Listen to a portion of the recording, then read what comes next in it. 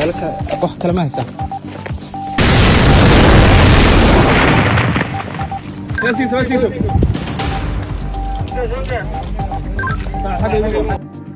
waa ciidamada sida gaarka u tababaran ee taliska qaybta guud ee gobolka Jubbada Hoose ka tirsan ciidamada booliska dawladda Jubbaland iyo sidoo kale ciidanka sida gaarka u tababaran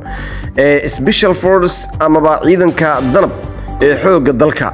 waxay haatan gudaha u galeen talisi waaweyn oo al-shabaab ay ku lahaayeen deegaano ku dhow deegaanka Mareerey ee gobolka Jubbada Dhexe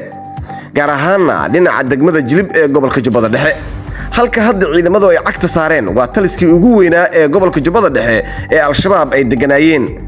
agabyo kala duwan iyo sidoo kale saadkii al-shabaab ayaa halkaasi loogu tagay iyadoona kooxda halkaasi ay isaga carareen kadib markii ay ka warheleen in cutubyo ka tirsan ciidamada dawladda Jubbaland iyo kuwa xoogga dalku in ay ku wajahan yihiin aagagooda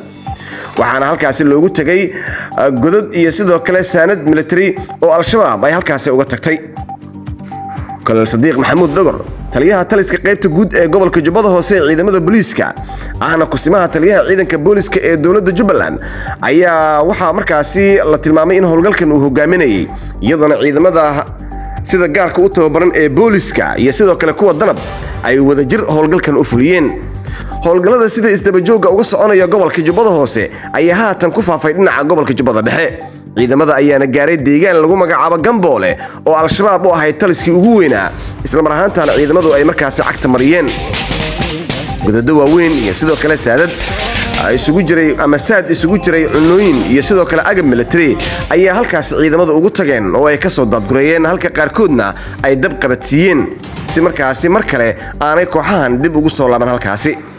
ciidamada dawladda Jubbaland ayaa haatan u muuqanaya inay ku guuleysteen furidda 120 kilomitir iyadoona qorshaha hadda uu yahay in loo jiheysto dhinaca degmada Jilib ee gobolka Jubbada Dhexe oo haatan ciidamadu ay markaasi hareereeyeen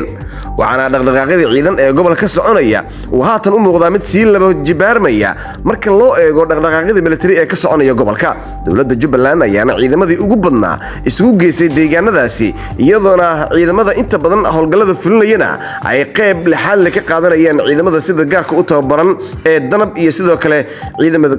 ciidamada booliska ee sida gaarka u tababaran kuwaas oo markaa howlgalka si weyn uga qayb qaadanaya taliska nabad sugidda ayaa dhanka sirdoonka ka caawinaya ciidanka iyo sidoo kale ciidamo lug ah oo ka tirsan ciidamada taliska nabad sugidda ee dawladda Jubbaland kuwaas oo markaa suurtageliyay xogaha iyo sidoo kale goobaha ay ciidamadu markaa ka howlgalayaan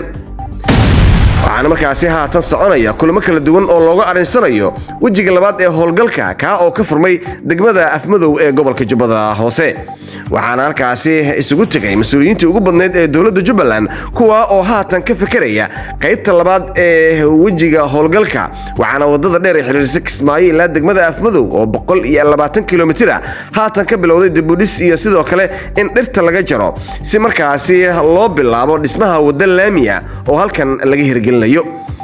ciidamada dawladda Jubbaland ayaa ku sheegaya in howlgalkan uu markaasi sii socon doono haatan ciidamadu ay ku baxeen laba aag oo ay dib markaasi ka faahfaahin doonaan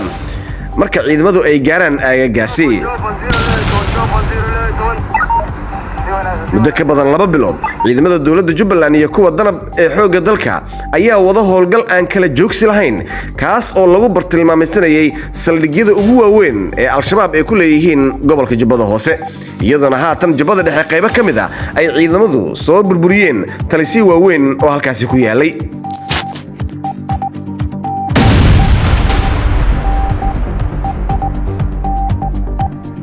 مسؤولين دولة جبلان كترسن ayaa ku macneeyay howlgallada soconaya in ujeedka ugu weyn uu yahay sidii markaasi deegaanada gacanta lagu dhigay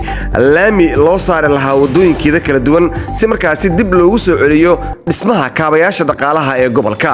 meelaha ugu badan ee xogtooda aan helnay in laami la saari doono ayaa kamid ah wadada dheer ee ka baxda airportka magaalada Kismaayo ilaa iyo sidoo kale Baarsangooni sidoo kale qorshaha ayaa ah in wada laami la saaro Buulo Xaaji ilaa magaalada Kismaayo sidoo kale qorshaha waxa uu yahay in Afmadow ilaa Kismaayo ilaa sidoo kale degmada Doobley in la saaro wada laami oo qorshihiisu haatan uu soo dhamaaday taa oo la doonayo in durba la bilaabo maalmaha fooday nagu soo haya waana sida markaasi ay mas'uuliyiin ka tirsan dawladda Jubbaland ay noo xaqiijiyeen kaas oo markaa bilaaban doona maalmaha fooday nagu soo haya